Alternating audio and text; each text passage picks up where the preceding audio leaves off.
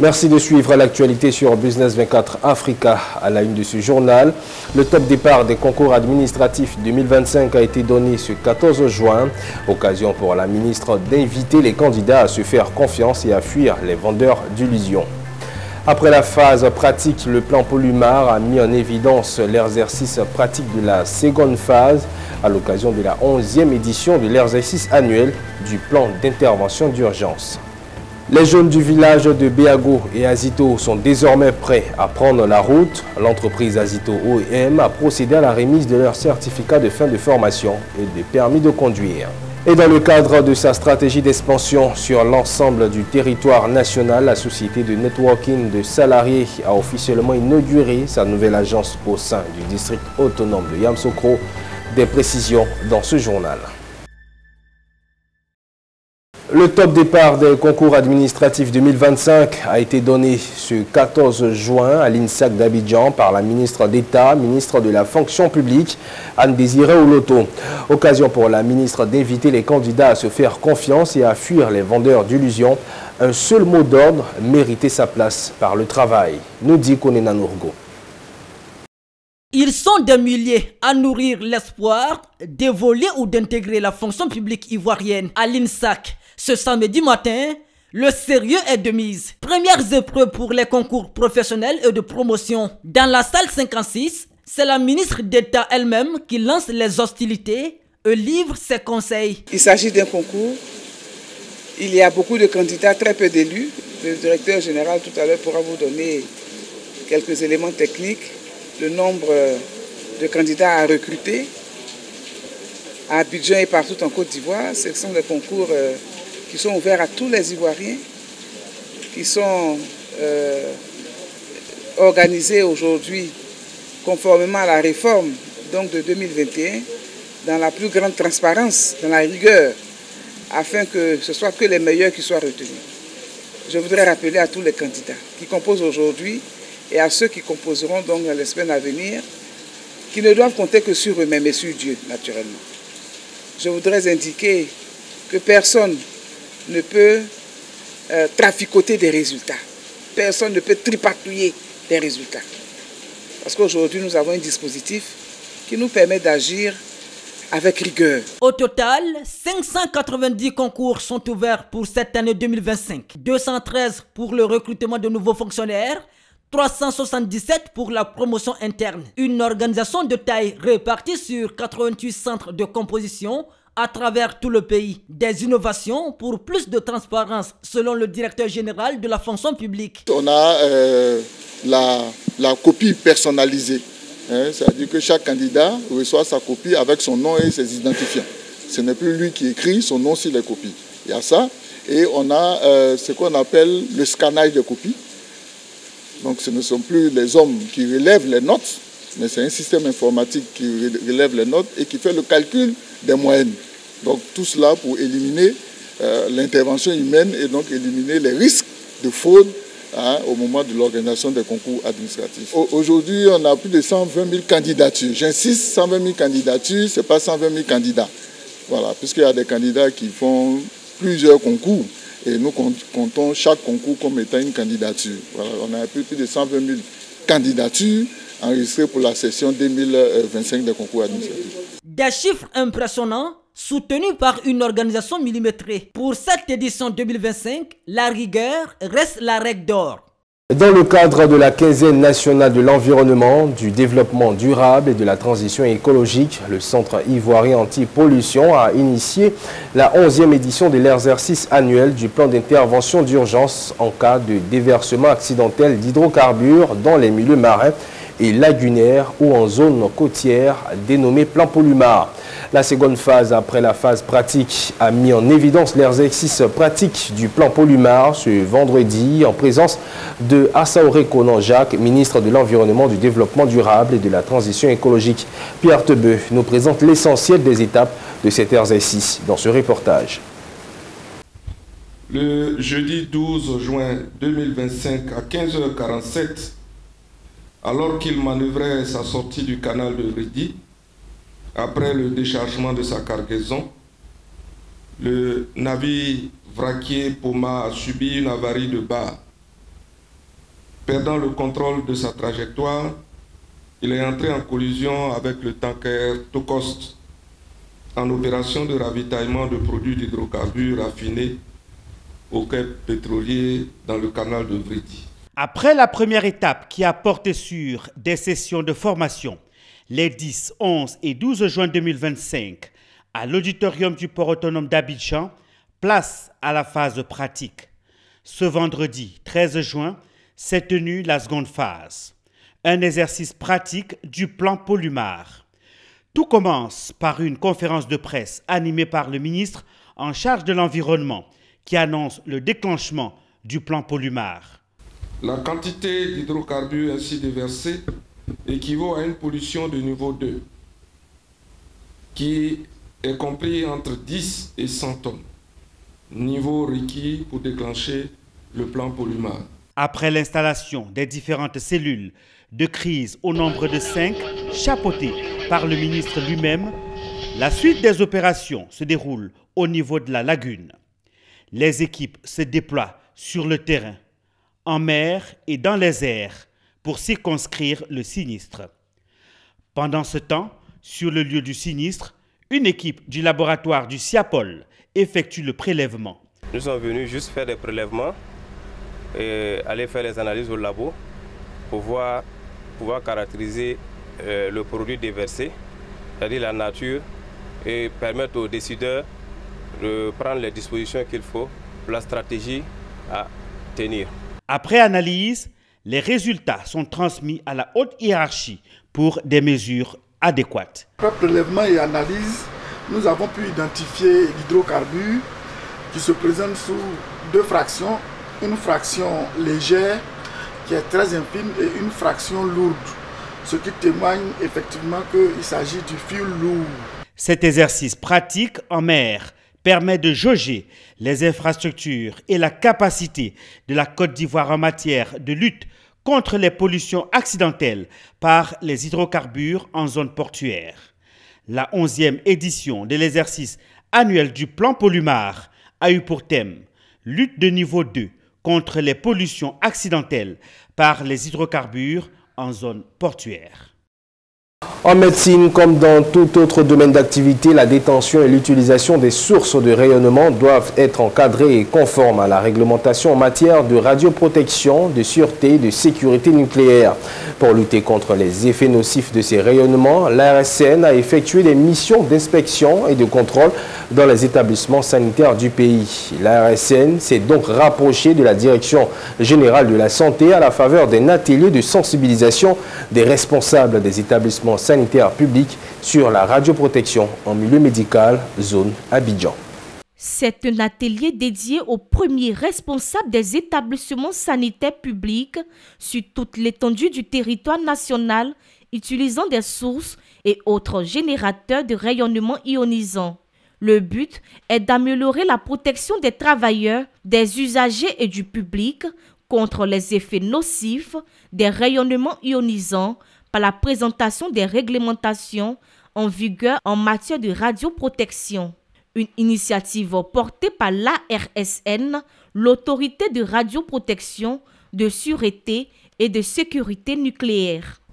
À travers cette sensibilisation de ce jour, nous espérons un échange franc qui permettra d'engager les actions nécessaires pour rendre conforme l'ensemble des établissements sanitaires publics à la réglementation en matière de radioprotection. Et c'est à juste titre que je tiens à remercier sincèrement du fond du cœur le directeur général de la santé. Donc il faudrait qu'on puisse se mettre ensemble pour travailler avec l'ARSN pour qu'on puisse à la fois se protéger et protéger nos patients. Et comme vous le savez, dans nos différents services, on utilise de plus en plus des rayonnements ionisants. Il y en a partout maintenant, même en termes de diagnostic, mais aussi en termes de traitement. Il y en a partout. Mais est-ce que ces rayonnements qu'on a dans nos différentes structures sont bien encadrés? Donc nous devons nous mettre aux normes. Et ça, c'est une exigence. Le ministre de la Santé, l'hygiène publique, la politique universelle tient à cela. Mais c'est vrai qu'on va passer par différentes étapes avant d'arriver à être tous aux normes. Parce que d'où l'on vient et où on va arriver, on a besoin de l'appui de l'ARSN. Cet atelier, qui a enregistré une vingtaine de participants, fournira des recommandations pour guider les futures actions en matière de sécurité dans le secteur de la santé. Et parlons insertion professionnelle. L'entreprise Azito OEM a procédé à la remise de certificats de fin de formation et de permis de conduire aux jeunes du village de Béago et Azito. Cet événement s'inscrit dans le cadre du projet d'autonomisation de ces jeunes voulu par l'entreprise Azito OEM en collaboration avec l'Institut social CERAP. Le reportage est signé Michel Brou.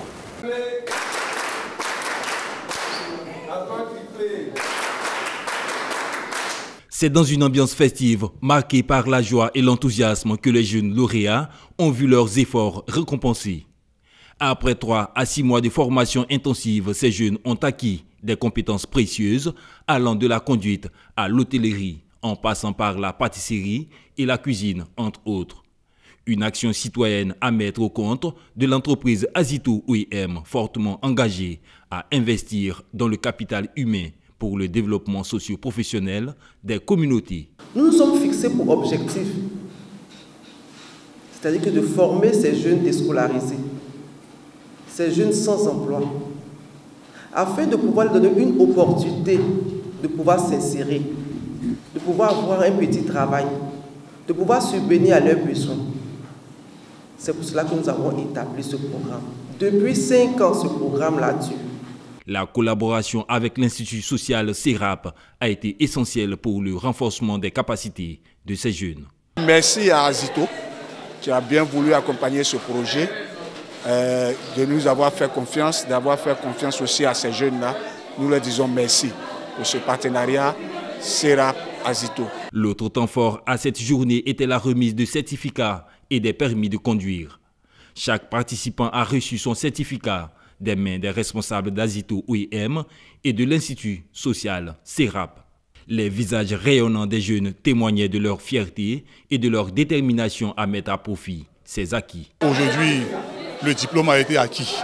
Donc pour mes projets à venir, c'est d'abord d'avoir des véhicules, même m'acheter un véhicule pour pouvoir travailler avec cela, pour en faire un VTC. Nous voulons sincèrement dire merci à Azito OEM. Merci aux formateurs, merci aux partenaires, merci à tous ceux qui ont vraiment l'idée de nous accompagner dans nos projets. Cette cérémonie de remise de certificats de fin de formation et de permis de conduire par Azito OEM est un bel exemple d'engagement pour l'avenir des jeunes de Béago et Azito.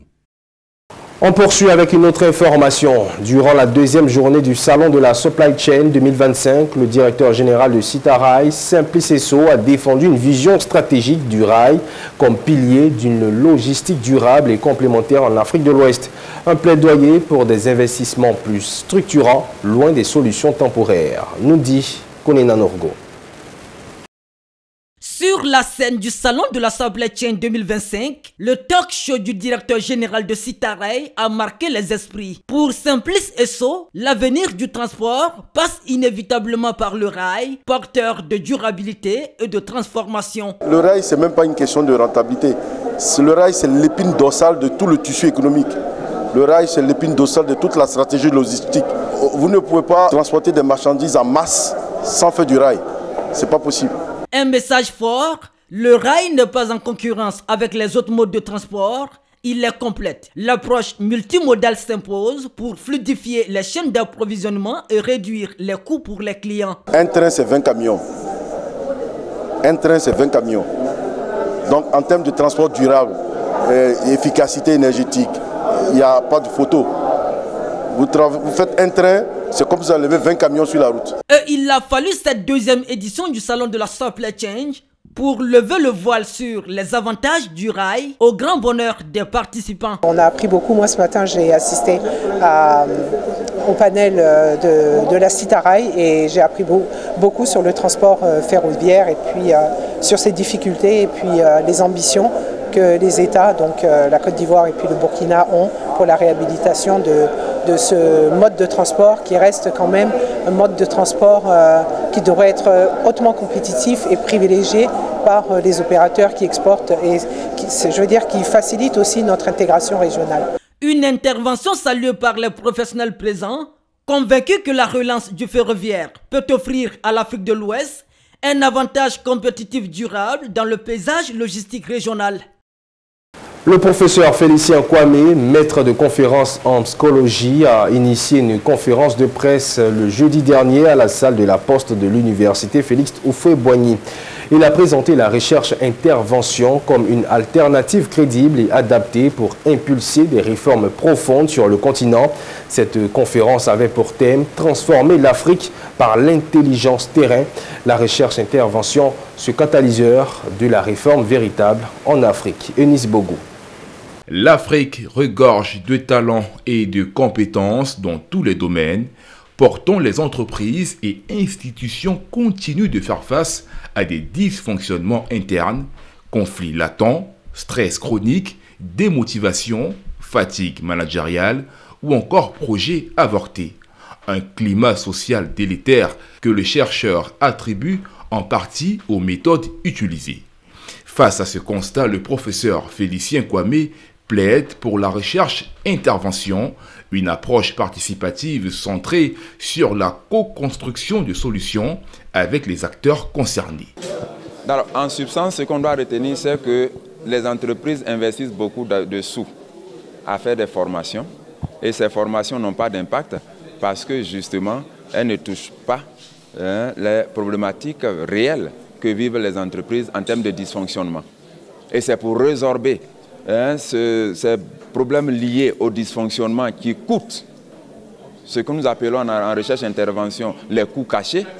C'est pour résorber cela que la recherche-intervention se présente aujourd'hui comme l'alternative qu'aucune entreprise ne doit manquer. La recherche-intervention en fait consiste pour le chercheur à travailler en étroite collaboration avec le terrain. Quand je parle du terrain, il s'agit justement du manager, des collaborateurs, comment on appelle, du dirigeant. Et il ne s'agit pas en fait pour nous d'aller collecter des données auprès de tous ces partenaires-là pour venir traiter ces données au laboratoire et puis aller soumettre des rapports. Par cette conférence, le professeur Félicien Kwame appelle à repenser les dynamiques de changement en Afrique à partir de ses propres réalités en misant sur l'intelligence collective du terrain. Et puis une page politique dans ce journal. Les militants du plus vieux parti de la Côte d'Ivoire, le PDCI-RDA, étaient dans la rue ce samedi matin. Ils protestaient contre le retrait de leur candidat Tidiam Thiam de la liste électorale. Une marche pacifique les a conduits du carrefour des deux plateaux au siège de la CEI. C'est à Cocody. Ce sont des militants du PDCI-RDA gonflés à bloc qui ont fait preuve de maturité politique, mais surtout de détermination et qui ont crié haut et fort leur indignation face à ce qu'ils qualifient d'exclusion injuste de leur président de la liste électorale et donc de la prochaine élection présidentielle prévue se tenir dans 4 mois. Nous vous proposons d'écouter les militants et dirigeants du PDCI-RDA.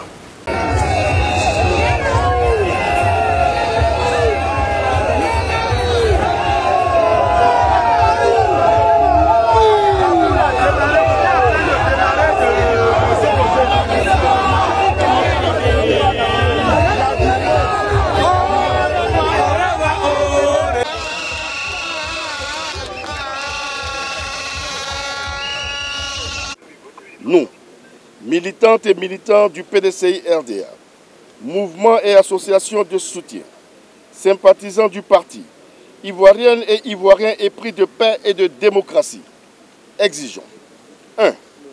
La réintégration sans condition du président Tidiam Thiam et des principaux leaders de l'opposition abusivement et injustement radiés du fichier électoral.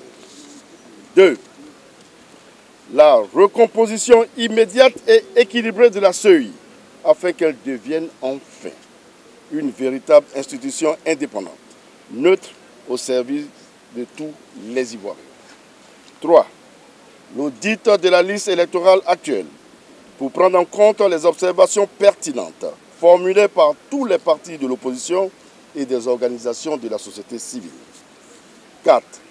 la révision de la liste électorale au titre de l'année 2025, avant l'élection présidentielle d'octobre prochain, telle que prévue par les textes législatifs en vigueur.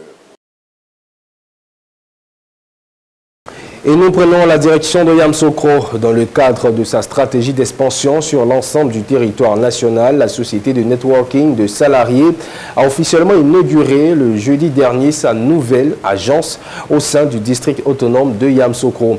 La cérémonie, marquée par un protocole solennel, s'est déroulée en présence de nombreuses personnalités locales et régionales. Charles Kouakou et Sora Estelle étaient nos témoins.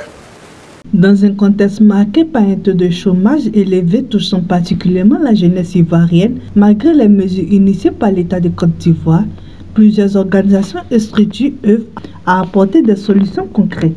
Parmi elles, l'agence SNS, active depuis 2002 dans plusieurs villes du pays, entend désormais étendre ses activités à Yamoussoukro avec de nombreux projets porteurs pour la jeunesse de la région.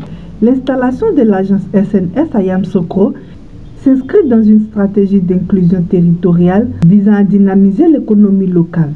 Déjà, nous, SNS, nous sommes une entreprise pourvoyeuse d'emplois.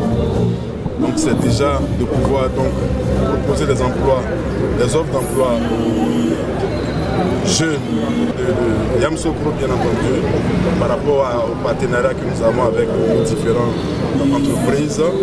Et comme nous l'avons dit dans notre discours, nous avons pour ambition de pouvoir créer plus de 1500 à 2000 emplois à l'horizon fin 2026. La deuxième chose qui est importante, c'est que nous réservons des formations métiers comme des formations, je dirais, intra-inter-entreprises aux partenaires et aux jeunes de la ville de Yamoussoukro. Pour SNS qui forme, qui vous donne, qui vous permet d'avoir ces aptitudes, les capacités. Merci pour avoir choisi Yamoussoukro pour implanter cette agence. Par ailleurs, SNS prévoit étendre prochainement ses implantations à d'autres localités du pays dans le but de contribuer activement à la réduction du chômage et au développement économique national. Le délégué régional du Conseil national des jeunes de Côte d'Ivoire pour la région de Sassandra a organisé une session de formation à l'endroit des présidents des jeunes des villages, campements et communautés de la région du Boclé. Cette activité avait pour objectif le renforcement des capacités de la gestion des jeunes dans leur village pour adopter des comportements citoyens en période électorale. Abel Kouao. Les présidents des jeunes des villages, campements et communautés de la région du Boclé ont répondu à l'appel du délégué régional du Conseil national des jeunes de Côte d'Ivoire. Ici, le message est clair. Outiller, sensibiliser ses leaders à s'abstenir de toute forme de violence, mais surtout éveiller les consciences à l'approche de cette période électorale. Nous voulons une jeunesse responsable, une jeunesse organisée, une jeunesse qui vit dans la paix et qui sait d'où elle vient et où elle va. C'est le sens de ces formations que nous avons initiées. Et je tiens à vous dire que cette formation, nous ne sommes qu'au début, mais nous allons parcourir toutes les régions de Côte d'Ivoire à partir d'aujourd'hui jusqu'aux élections. Messieurs les autorités coutumières, nous vous demandons de nous inculquer les us et coutumes de notre terroir afin que nous puissions être de bons relais. Je demande à la jeunesse de la région du Boclé de faire en sorte de se soustraire des chapelles politiques. La jeunesse peut avoir son parti politique, la jeunesse peut avoir ses impressions et tout ça vis-à-vis des élections, mais la jeunesse ne doit pas être utilisée pour brûler la Côte d'Ivoire. Et c'est le message que je leur ai dit. Le collectif des présidents des jeunes des villages de Côte d'Ivoire, avec à sa tête Ange Augustin Toua, compte sillonner toutes les régions de Côte d'Ivoire pour la formation des jeunes sur le renforcement de la gestion des hommes, la conduite à tenir quant à la paix et la cohésion jusqu'aux élections présidentielles. Et nous posons nos valises à Kong avant de refermer cette édition où la semaine dernière, la finale de la 10e édition du Festival des Arts et de la Culture de Tchologo, riche en découvertes, en chant, en danse, en théâtre, était à l'honneur. À travers ce festival, les organisateurs veulent faire véhiculer un message de paix, de cohésion sociale et de solidarité à l'orée des élections d'octobre 2025. Ouattara Daouda pour plus de détails.